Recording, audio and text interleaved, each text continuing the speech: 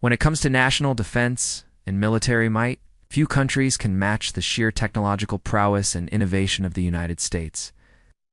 Throughout its history, the United States Air Force has been a hotbed of groundbreaking ideas, from the SR-71 Blackbird to the B-2 Spirit.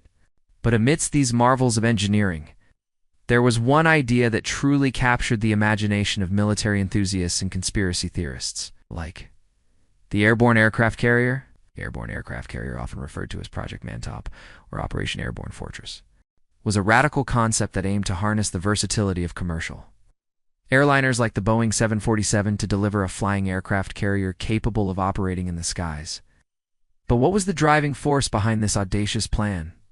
And how did it evolve over time? Join us as we delve into the intriguing origins of the airborne aircraft carrier and explore the reasons behind this audacious concept. In the early days of military aviation, the concept of a flying aircraft carrier was nothing more than a pipe dream. It wasn't until World War II that the idea started to take shape.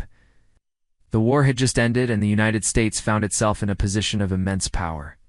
With a dominant position on the global stage, the U.S. military began to explore new possibilities, pushing the boundaries of what was thought to be achievable in aviation.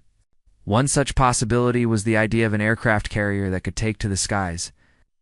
But what sparked this idea, and how did it evolve into the airborne aircraft carrier we know today? In the aftermath of World War II, the United States found itself in a unique position. The country's Navy was equipped with some of the most advanced aircraft carriers in the world, but it lacked the ability to deploy them quickly and efficiently. This problem became increasingly apparent as the Cold War tensions heated up, and the need for rapid troop deployments grew. At the same time, the U.S. Air Force was exploring new ways to leverage the power of commercial airliners. The Boeing 747, which made its first flight in 1969, was one such airliner that caught the eye of military planners. The 747's spacious cabin, sturdy construction, and long range made it an ideal candidate for military conversion. By the mid-1970s, the idea of an airborne aircraft carrier began to take shape. Military planners started to explore the possibility of using a modified 747 as a platform for launching and recovering fighter jets. The concept was audacious to say the least, but it offered a tantalizing solution to the Navy's logistical problems. If the airborne aircraft carrier could be made to work, it would offer an unprecedented level of flexibility. The U.S. military could deploy aircraft carriers anywhere in the world at a moment's notice without having to worry about the limitations of traditional naval deployments. The idea quickly gained traction, and a series of feasibility studies were conducted throughout the 1970s. By the end of the decade, the U.S. Air Force had developed a detailed plan for creating an airborne aircraft carrier.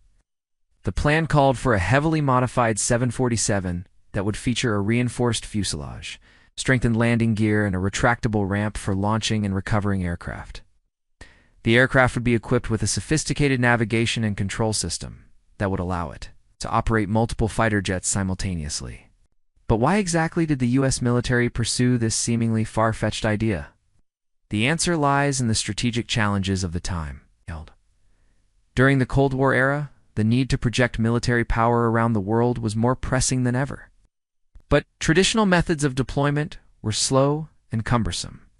Aircraft carriers were limited by the need for ports and airfields, while strategic bombers were vulnerable to interception. The airborne aircraft carrier promised a solution that was faster, more flexible, and more survivable. It offered the military the ability to deploy fighter jets without the need for ground support and to keep them airborne for extended periods of time.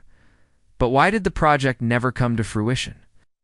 As with any ambitious military project, there were numerous obstacles to overcome. But perhaps the greatest challenge was the technical complexity involved. Modifying a commercial airliner like the 747 to function as an aircraft carrier was no easy feat. The structural changes required to support the weight of fighter jets and withstand the forces of takeoff and landing were substantial. Additionally, the airborne aircraft carrier would need to be equipped with advanced avionics and control systems to manage multiple aircraft in flight. The technical challenges were daunting and ultimately proved to be insurmountable. Another significant obstacle was the financial cost. The development and implementation of the airborne aircraft carrier program would have stretched the military budget to its limits. The cost of modifying the 747, developing new technologies, and training personnel would have been staggering. In the end, the financial burden proved to be too great a price to pay for an unproven concept. The project's complexity and cost were not the only reasons for its demise. The airborne aircraft carrier also faced opposition from within the military. Many saw the project as an unnecessary and risky experiment that could divert resources away from more important programs. The potential loss of life during testing and the risk of catastrophic accidents were major concerns. Ultimately, the opposition from within the military proved to be a fatal blow to the project.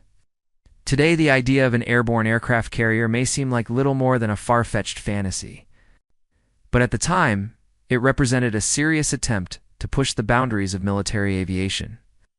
The concept had its roots in the real-world challenges facing the U.S. military and the innovative thinking of military planners. As the Cold War intensified, the need for rapid troop deployments and flexible military strategies became more pressing than ever. The airborne aircraft carrier offered a tantalizing solution. But ultimately, the technical complexities, financial costs, and opposition from within the military proved to be insurmountable. Today, the idea of an airborne aircraft carrier lives on only in the realm of science fiction. But the concept serves as a reminder of the incredible innovations that were considered during the height of the Cold War era. The idea of turning a commercial airliner like the Boeing 747 into a flying aircraft carrier may seem outlandish today, but at the time, it represented a serious attempt to solve real-world military problems. The airborne aircraft carrier program was a product of its time, a time